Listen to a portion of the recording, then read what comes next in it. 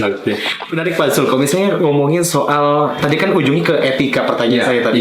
Nah, kalau ngomongin soal tadi juga ngomongin soal performance. Ya, ini juga kan berhubungan dengan TNI ada ultimate performance kayak gitu kan, Pak.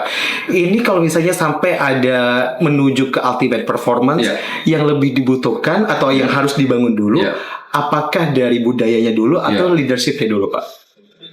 Oke. Kan gini, budaya itu dibangun oleh top leader ya, dia juga harus melalui kebijakan. Gitu. Jadi contoh di TNI kita buat IDP, Individual Development Plan, kan salah satu pilar yang saya ciptakan supaya bisa membangun budaya. Budaya apa? Budaya belajar. Gitu. Karena budaya belajar bukan cuma soal belajarnya gitu, tapi belajar itu memaksa seseorang acknowledge bahwa saya tuh ternyata tidak tahu banyak. Apa itu? Humble. Rendah hati. Bukan lantas sok rendah hati, jadi orang yang lantas berbudi, bukan itu. Itu sih efek aja. Tapi open thinker. Dia akan mencari pengetahuan lagi, gitu. Kalau dia nggak paksa orang belajar, kata-kata paksa harus saya buat, gitu. Karena tadi kan saya bilang bahwa orang yang saya rekrut itu tidak semuanya suka belajar, gitu. Nah, kata-kata saya paksa itu berarti kan harus dibuatin program. Ada kebijakan kan? Ayo dibuat. Tapi nggak cuma itu. Saya harus rekrut orang khusus tuh. Ada temanmu kan yang mikirin programnya. Saya juga pikirin apa rewardnya. Jadi kata-kata paksa itu tidak bisa berhenti di paksanya saja. Okay? Nah, itu kan pembentukan budaya. Nah, pembentukan budaya. Jadi budaya atau leadership dulu. Budaya itu harus ada. Tapi ini kan terjadi karena saya punya mindset seperti itu, bukan? Gitu. Tapi kalau sebuah organisasi top leadernya tidak seperti saya cara berpikirnya, terjadi nggak budaya ini? Ya nggak. Ya mungkin sangat tidak mungkin gitu. Karena kan semua kan salah satu dampaknya ke keuangan. Kan tuh semua perlu biaya. Ya. Apa semua orang mau mengeluarkan uang anggaran untuk membangun karyawannya seintensif itu? Oke. Jadi kalau ditanya, kalau organisasinya sudah diawali oleh seorang leader yang punya persepsi yang katakanlah puncak leadership, berarti bangun budayanya.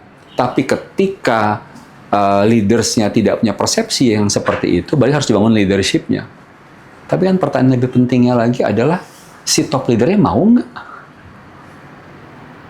Ya, mungkin ada berapa ratus ribu perusahaan di Indonesia, berapa para CEO, para direktur yang mau berpikir seperti itu. Bukan berarti mereka salah ya, gitu. Kalau mereka nggak mau, bukan berarti mereka jelek ya. Karena kita juga harus acknowledge itulah mereka. Ya, berarti kan top leadernya negara yang harus berpikir bagaimana negara menyiapkan sebuah ekosistem sehingga mendorong para top CEO, nggak hanya para pemimpin perusahaan UMKM sekalipun untuk berpikir bagaimana mengenhance leadership mereka. Perlu alasan kan? Jadi mereka bilang, kenapa aku harus bangun leadership aku dan supaya aku bisa bangun budaya, gitu. Betul kan? Kan orang butuh alasan. Dan buat para pengusaha, salah satunya apa sih yang paling penting buat mereka? Buat pengusaha? Keuntungan. Profit ya. Profit. Itu hubungannya apa? Dengan pertanyaanmu tadi, performa. Jadi kalau kita bangun leadership, ya kita bisa transformasi budaya, puncaknya apa? Performa. Tadi saya bilang, sama airline-nya, apakah sikap pramugarinya sama? Beda. Yang menentukan apa? Etikanya dia. Apa etika itu? Kemauan dan kemampuan mengimplementasikan values-nya. Meskipun dia lagi bete, ribut sama suami, si stewardess ya, si pramugari, ya lagi sibuk sama pacar atau lagi gimana gitu. Atau kalau yang cowok lagi nggak bisa bayar cicilan apa, lagi stres melayani orang, customernya hari itu ada yang bertingkah, kan dia bisa aja tuh kayak yang misalnya merengut atau berkata-kata yang ketus, terus customernya jadi happy nggak? Enggak, punya bad experience. Chance-nya pindah ke airline lain? Pindah. Tapi kalau dia punya kemampuan uang, pindah dia. Itu. Jadi sekarang etikanya si karyawan itu pengaruh nggak sama performanya perusahaan? Pengaruh. Karena at the front level, ketika you bicara dengan customer yang menentukan tidak lagi CEO, tidak lagi para manajer, the front end yang menentukan. Ya. Yang piramida terbawah ada ribuan orang yang bekerja itu tuh, yang kalau dia back office accounting yang masukin data, betul nggak? Iya. Bukan manajer tuh. Manajer keuangan bisa setengah mati tuh memperbaiki laporan keuangan karena salah masukin data. Iya. Sekarang kalau yang ngerjainnya tuh nggak sebenarnya salah melulu, udah dikasih training salah melulu. Bisa jadi karena dia juga nggak pernah mau belajar, dikirimin training nggak mau sungguh-sungguh dalam ruang training. Kan dia merasa gua mau kerja karena gua disuruh belajar gitu. Banyak orang seperti ini. Ya udah kan gua kerja gua begini gitu. Nah, bayangkan udah dikasih training segala macam tuh nggak kelihatan hasilnya karena dia nggak punya values dalam dirinya. Bahwa bekerja yang profesional itulah penting bagi dia.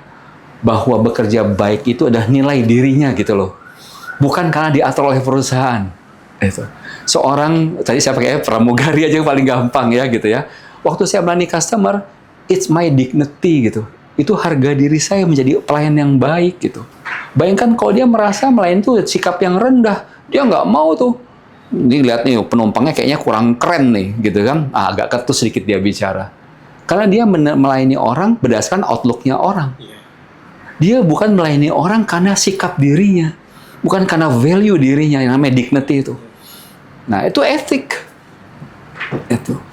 Jadi kalau kita bangun budaya yang bagus, karena dibutuhkan leadership yang bagus, munculnya apa? Ultimate performance. Setiap orang dalam perusahaan itu merasa bahwa pekerjaan adalah diri saya. Kalau saya perform bagus, berarti saya seorang yang bagus. Gitu. Bukan karena saya digaji sekian, bukan karena saya dapat bonus. Itu memang adalah ekses ya. Ekses dari sebuah pekerjaan gitu. Bukan karena hitung-hitungan teknikal itu orang bekerja bagus. Tapi kalau orang bekerja bagus, pasti dapatnya bagus. Pasti dapat. Nah, gitu.